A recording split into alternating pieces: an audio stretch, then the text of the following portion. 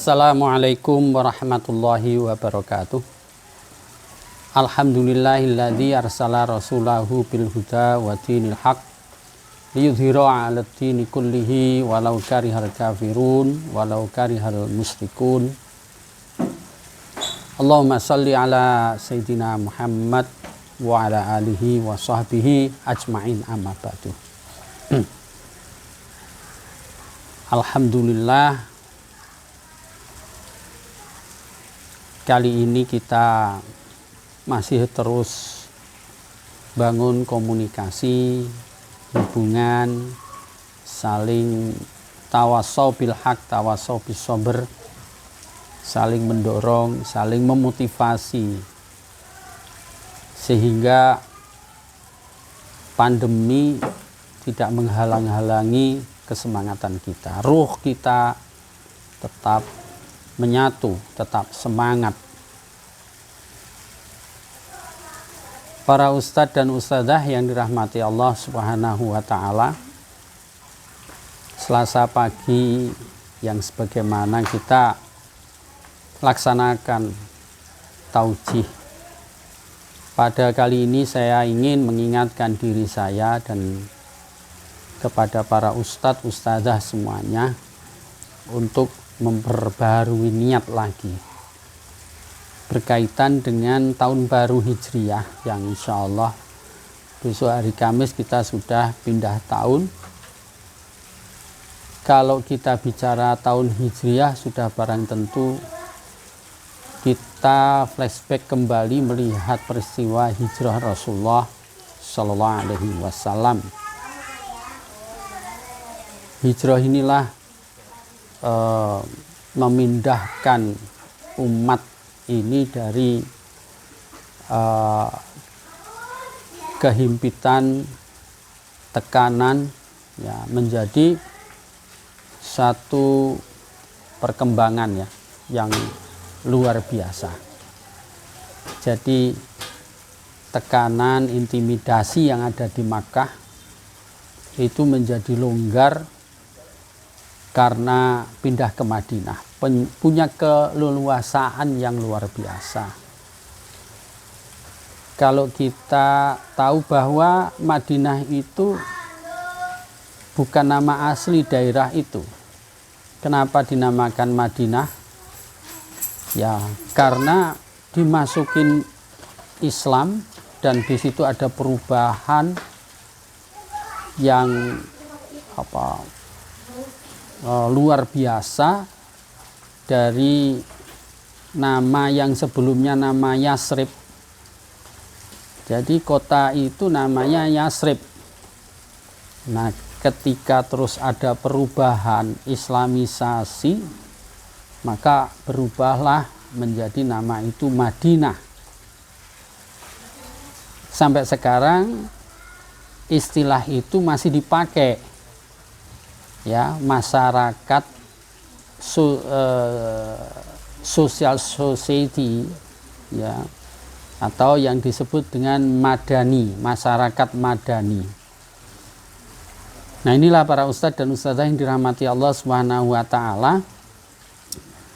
Nah, peristiwa inilah yang harus kita ambil pelajaran, banyak pelajaran, dan kita melihat dari peristiwa-peristiwa itu, dengan hijriyah itu benar-benar tidak sekedar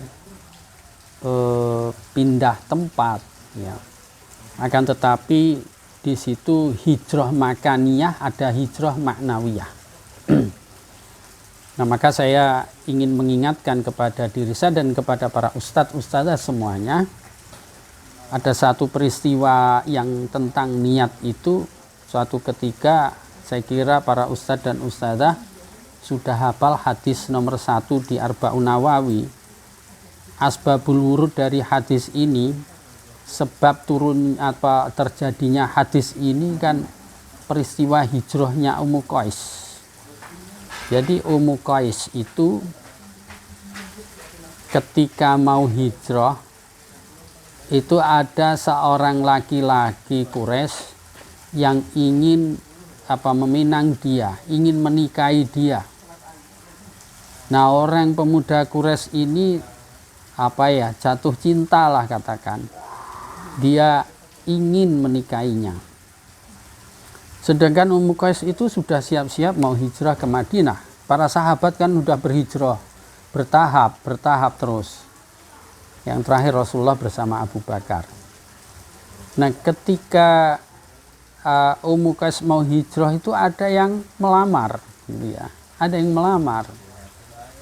Nah, ketika dilamar, Ummu Qais mensyaratkan kalau ingin menikahi saya ya ikut hijrah ke Madinah. Maka laki-laki itu tadi, sang pemuda tadi yang pengen nikahi Ummu Qais tadi, nuruti atau mengikuti apa yang disarankan Ummu Qais, sehingga dia ikut hijrah ke Madinah. Nah, sang pemuda Quraisy ini tadi ingin menikahi Ummu Qais bukan karena Allah dan Rasulnya, akan tetapi karena Ummu Qais. Maka Rasulullah Shallallahu Alaihi Wasallam menyampaikan hadis yang sangat penting di dalam setiap kitab fikih, ya, babuniyah itu selalu di situ disebutkan hadis ini, ya, hadis sahih insyaallah. Apa yang sabdakan Rasulullah Sallallahu Alaihi Wasallam, innamal a'malu binniyah wa innamal likulli imri'in ma nawa. Innamal a'malu, innama itu adatul hasar, yaitu alat pembatas, bingkai, dibingkai, alat pembatas bingkai. Jadi kalau di belakang itu ada foto-foto itu kan ada bingkainya, artinya yang itu yang membatasi, hanya di dalam itulah yang disebut fotonya. Atau kalau di meja ini ya pinggir ini sebagai bingkainya, pembatasnya. Maka disebutkan innamal a'malu itu, amal itu dibingkai, hanyalah amal itu, ya, disebut amal dan diterima oleh Allah itu karena niatnya, ya. Innamal a'malu binniyat, jadi tergantung dari niatnya, tergantung dari bingkainya tadi. Wa innamal likulli imri'in ma nawa, dan apa yang diniatkan dan apa yang dikerjakan oleh seseorang itu hanya tergantung daripada niatnya. Ya, jadi hadis yang pertama ini diuraikan oleh Rasulullah SAW karena ada kejadian peristiwanya Ummu Qais tadi. Maka diteruskan dalam hadis itu, faman kanat hijratuhu ilallahi wa rasulihi fa hijratuhu ilallahi wa rasulihi.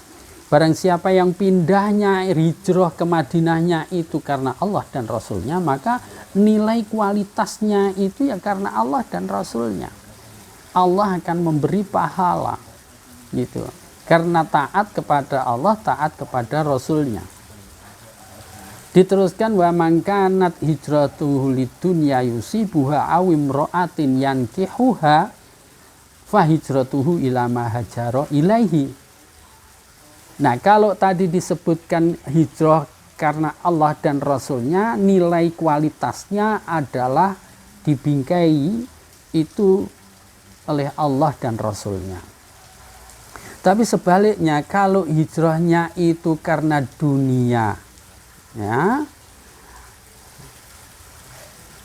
li dunia, yusibuha, untuk bisa mendapatkannya, atau imro'atin yankihuha, atau untuk bisa menikahi seseorang, fahijratu mahajara ilaih, maka nilainya yaitu yang dituju adalah uang, yang didapat uang, nggak dapat pahala dari Allah. Yang dituju wanita, tadi yang didapat cuma wanita saja, tidak mendapatkan ridho Allah, tidak mendapatkan pahala dari Allah Subhanahu wa Ta'ala. Nah, ini para ustadz dan ustadzah yang dirahmati Allah Subhanahu wa Ta'ala, di tahun baru Hijriah ini terus dari peristiwa inilah kita tarik, ya, untuk bisa memahami dan mengaplikasikan tazkirah bagi kita, mengingatkan untuk kita semuanya untuk memperbaharui niat. Mungkin ya, di tengah perjalanan dalam perjuangan itu ada penyelewengan niat. Karena banyak peristiwa-peristiwa ketika berangkat niat lillahi ta'ala, dalam perjalanan banyak gangguan. Contoh kecil aja lah, realnya begini. Itu ya cuman apa ya, kadang terjadi dalam perjalanan ketika ada azan itu berangkat lillahi ta'ala, ingin mau apa, berangkat diniati lillahi ta'ala ke masjid, langkahkan kaki. Ketika sudah sampai masjid, terus di situ ada calon mertua contohnya, ya bagi yang bujang-bujang ya, ya itu ya, ini calon mertua saya, berubah niat sehingga cari tempat yang dekat dengan mertuanya supaya dilihat. Nah, ketika dilihat itu sholat ibadahnya itu dikhusyuk-khusyukkan. Allah, wah mantap. Ya itu. Ini ada penyelewengan, pembelotan niat. Yang tadinya ilallahi ta'ala, yang terakhir ila mertua, ila calon mertua gitu ya. Ya ini ada penyelewengan niat. Ya begitu juga ketika kita masuk, ketika kita itu apa ya, diwawancarai gitu ya. Maaf ini ya, mudah-mudahan nggak ada ya, kalaupun ada mungkin 1, 2, 3 dan seterusnya mungkin begitu. Ketika diwawancarai, udahlah saya di sini ingin berjuang. Wah, gaji itu nomor sekian. Enggak saya ini kan gitu ya. Enggak saya pikir itu. Yang penting saya bisa berjuang, bisa ngajar lillahi ta'ala. Tapi ketika dalam perjalanan ada masalah yang mengganjal urusan dunia, ketika itu ada berontak. Lupa dengan apa yang ketika mengawalinya itu. Nah inilah para ustadz dan ustadzah yang dirahmati Allah. Kalau di Baitul Salam insya Allah mudah-mudahan nggak ada ya. Ya, hanya ini perbaharuan niat. Jadidu ya imanakum, karena memperbarui iman itu juga memperbarui niat. Memperbarui iman itu memperbarui keikhlasan. Maka jadidu biqauli la ilaha illallah, dengan ungkapan kata la ilaha illallah. Ini para ustadz dan ustadzah yang dirahmati Allah Subhanahu wa taala, kita mau melangkah ya ke tahun baru Hijriah ini, yang pertama hari Selasa ini ingin saya mengingatkan kepada diri saya khususnya dan kepada para ustadz ustadzah semuanya ya, kembali memperbaharui niat ya, memperbaharui keikhlasan, dan itu terus diperbaharui ya. Dan pembaharuan niat ini akan apa, membuat hidup ya, pesantren kita itu akan jadi hidup, mendapatkan ridho Allah Subhanahu wa taala. Kalau Allah sudah meridhoi, apa yang kita minta akan dikasihnya. Nah inilah kita dapat ridho Allah karena keikhlasan kita.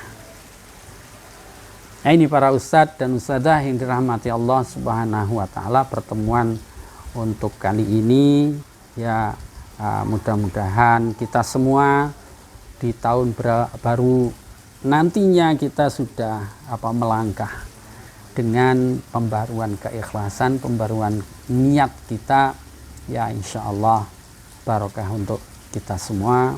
pesantren kita besar karena keikhlasan kita, dan itu menjadi panca jiwa kita, ya, jiwa keikhlasan itu yang akan mengangkat, ya, pondok pesantren kita.